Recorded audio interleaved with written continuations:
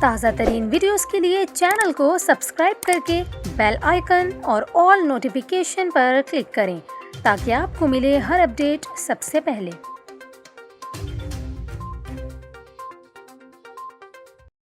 آپ کو اہم خبر دیں، امریکہ اور برطانیہ کے بھرپور دورے کے بعد وزیر اعظم شہباز شریف وطن واپس پہنچ گئے۔ 5 سال سے خود ساختہ جلا وطن لیگی رہنما سابق وزیر خزانہ اسحاق ڈار بھی وزیر اعظم کے ہمراہ ہیں۔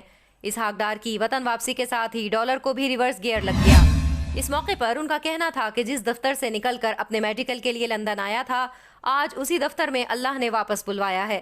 اسحاق ڈار کا کہنا تھا کہ نواز شریف کی قیادت میں 2017 سے 2023 تک میں ہم دنیا کی 18ویں معیشت بننے جا رہے تھے۔ کم ترین شرح سود تھی اور گروتھ ریٹ بھی بلند تھی۔